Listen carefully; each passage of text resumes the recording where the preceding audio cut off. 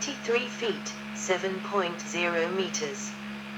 Today, the concrete has worn from the spaces around the stones, giving the impression of a very bumpy road, but the original practice was to produce a surface that was no doubt much closer to being flat. Many roads were built to resist rain, freezing and flooding. They were reconstructed to need as little repair as possible. Section of the Via del Borli, Vale d'Aosta, built by digging the steep rock slope. Roman construction took a directional straightness. Many long sections are ruler straight, but it should not be thought that all of them were. Some links in the network were as long as 55 miles, 89 kilometers. Gradients of 10%, 12% are known in ordinary terrain, 15%, 20% in mountainous country. The Roman emphasis on constructing straight roads often resulted in steep slopes, relatively impractical for most commercial traffic. Over the years the Romans themselves realized this and built longer, but more manageable alternatives to existing roads. Roman roads generally went straight up and down hills, rather than in a serpentine pattern of switchbacks. As to the standard imperial terminology that was used, the words were localized for different elements used in construction and varied from region to region.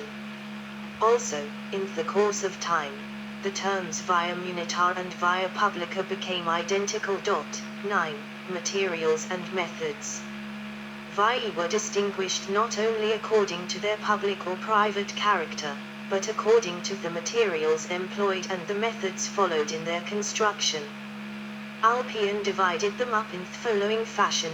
9. Via Terrena, a plain road of leveled earth.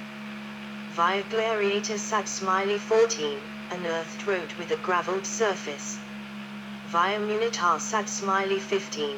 A regular built road, paved with rectangular blocks of the stone of the country or with polygonal blocks of lava.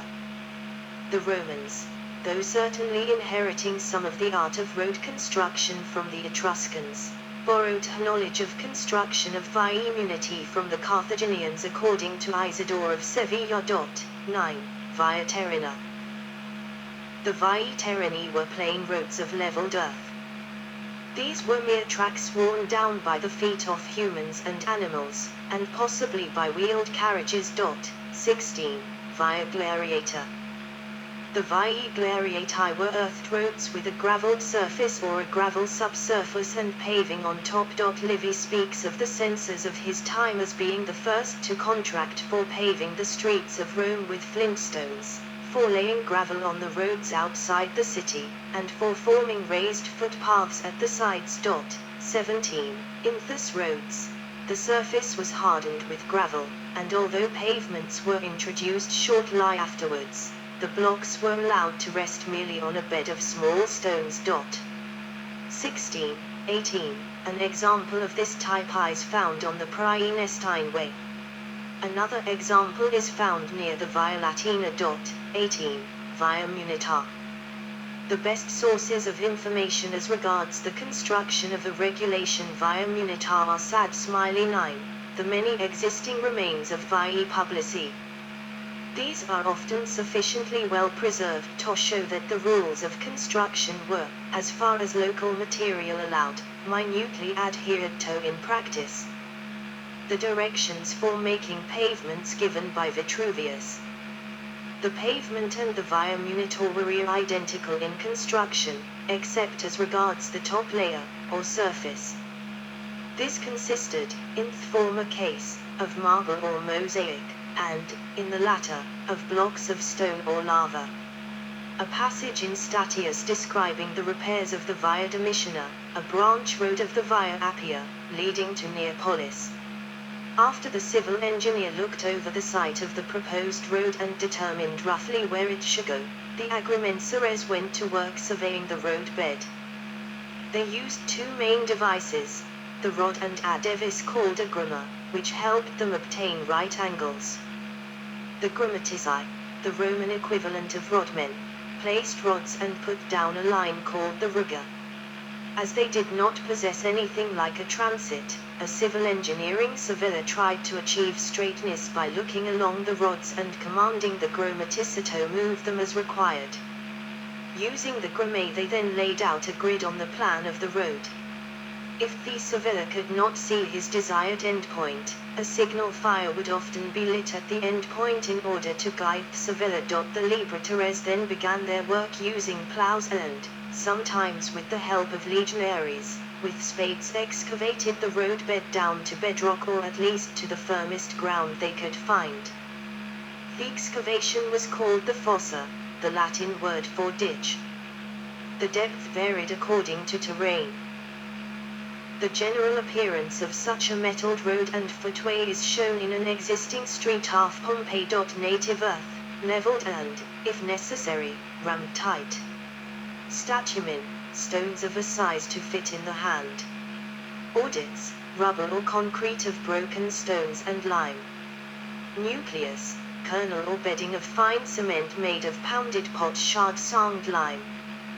Dorsum or agavae, the elliptical surface or crown of the road, media strati eminentia, made of polygonal blocks of silex, basaltic lava, or rectangular blocks of saxum quadratum, travertine, peperino, or other stone of the country. The upper surface was designed to cast off rain or aerator like the shell of a tortoise. The lower surfaces of the separate stones here shown as flat, were sometimes cut to a point or edge in order to grasp the nucleus, or next layer, more firmly. Crepido, margo or scimitar, raised footway, or sidewalk, on each side off via bones or edge stones. The method varied according to geographic locality, materials available and terrain, but the plan, or ideal at which the engineer aimed was always the same. The roadbed was laid. The road was constructed by filling the ditch. This was done by layering rock over other stones. Into the ditch was dumped large amounts of rubble, gravel and stone, whatever fill was available. Sometimes a layer of sand was put down if it could be found. When it came to within 1 yard, 1 m, or so of the surface it was covered with gravel and tumped down, a process called pavia, or pavimenta. The flat surface was then the pavimentum. It could be used as the road, or additional layers could be constructed. A statumen or foundation of flat stones set in cement might support the additional layers. The final steps utilized lime-based concrete, which the Romans had discovered. 19. They seem to have mixed the mortar and the stones in the ditch. First a small layer of coarse concrete, the rudus, then a little layer of fine concrete, the nucleus, went onto the pavement or statumen. Into or onto the nucleus went a course of polygonal or square paving stones, called the summa crusta. The crusta was crowned for drainage. A road in Pompeii, paved with polygonal paving stones. An example is found in an early basalt road by the Temple of Saturn on the Clivus Capitolinus. It had travertine paving, polygonal basalt blocks, concrete bedding, substituted for the gravel, and a rainwater gutter. 20. The remains of Emperor Trajan's route along the Danube. See Roman Serbia, Roman auxiliary infantry crossing a river, probably the Danube, on a pontoon bridge during the Emperor Trajan's Dacian Wars. 101-106, obstacle crossings. Romans preferred towed-engineer solutions to obstacles rather than circumvent them. Outcroppings of stone, ravines, or hilly or mountainous terrain called for cuttings and tunnels.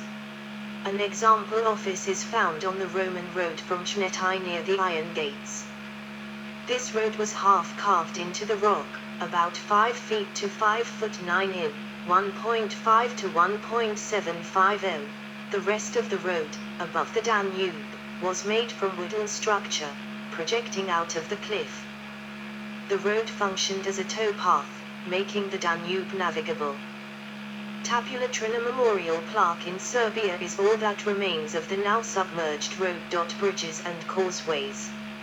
Roman bridges, built by ancient Romans, were some of the first large and lasting bridges created. 21. River crossings were achieved by bridges, or pontes. Single slabs went over rills. A bridge could be of wood, stone, or both.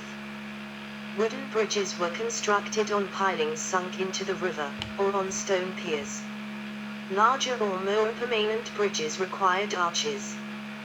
These larger bridges were built with stone and had the arch as its basic structure, see arch bridge. Most also used concrete, which the Romans were the first to use for bridges. Roman bridges were so well constructed that a number remain in use today. Causeways were built over marshy ground. The road was first marked out with pilings. Between them were sunk large quantities of stone so as to raise the causeway to more than 5 feet, 1.5 meters, above the marsh. In the provinces, the Romans often did not bother with a stone causeway, but used log roads, pontis longi. Military and citizen utilization. The public road system of the Romans was thoroughly military in its aims and spirit. 9. It was designed to unite and consolidate the conquests of the Roman people, whether within or without the limits of Italy proper. A legion on the march brought its own baggage train, impedimenta, and constructed its own camp, castra, every evening at the side of the road. Milestones and markers. Milestones divided the Via Appia even before 250 BC into numbered miles, and most vie after 124 BC. The modern word mile derives from the Latin milia parsuum, 1,000 paces, each of which was 5 Roman feet, or in total 1,476 m, 4,843 feet. A milestone, or milarium, was a circular column on a solid rectangular base, set for more than 2 feet, 0.61 meters, into the ground, standing 5 feet, 1.5 meters, tall, 20 inches, 51 centimeters, in diameter, and weighing more than 2 tons. At the base was inscribed the number of the mile relative to the road it was on. In a panel at eye height was the distance to the Roman Forum and various other information about the officials who made or repaired the road and when. These miliaria are valuable historical documents now. Their inscriptions are collected in the volume 17 of the Corpus Inscriptionum Latinarum. Examples of Roman milestones: Rome, Campidoglio, the milarium, milestone, point of departure of the consular roads by the Capitoline Wolf. Rome, Campidoglio, the milarium, milestone, point of departure of the consular roads by the Capitoline Wolf. Tada, Romania, 1993 copy of the milarium of Aton, dating from 108 and showing the construction of the road from Patessa to Napoca, built by Cohors I Hispanorum Miliaria in Roman Dacia, by demand of the Emperor Trajan. Tada, Romania, 1993 copy of the milarium of Aton dating from 108 and showing the construction of the road from Patessa to Napoca, built by Cohors I Hispanorum Miliaria in Roman Dacia, by demand of the Emperor Trajan. Remains of the milarium aureum in the Roman Forum. Remains of the milarium aureum in the Roman Forum. A provincial Roman milestone, at Alto Robagão, Portugal, road from Bracara Augusta to Asturias. A provincial Roman milestone, at Alto Robagão, Portugal, road from Bracara Augusta to Asturias. The Romans had a preference for standardization wherever possible, so Augustus, after becoming permanent commissioner of roads in 20 BC, set up the Milarium Aureum, golden milestone, near the Temple of Saturn. All roads were considered to begin from this gilded bronze monument. On it were listed all the major cities in the empire and distances to them. Constantine called it the Umbilicus Romae, navel of Rome, and built a similar although more complex monument in Constantinople. The million milestones permitted distances and locations to be known and recorded exactly. It was not long before historians began to refer to the milestone at which an event occurred. Itinerary maps and charts. Combined topographical and road maps may have existed as specialty items in some Roman libraries, but they were expensive, hard to copy and not in general use. Travelers wishing to plan a journey could consult an itinerarium, which in its most basic form was a simple list of cities and towns along a given road, and distances between them. 22. It was only a short step from lists to a master list, or a schematic route. Tabula Peutingeriana, Southern Italy centered. Planner in which roads and their branches were represented more or less in parallel, as in the Tabula Peutingeriana. From this master list, parts could be copied and sold on the streets.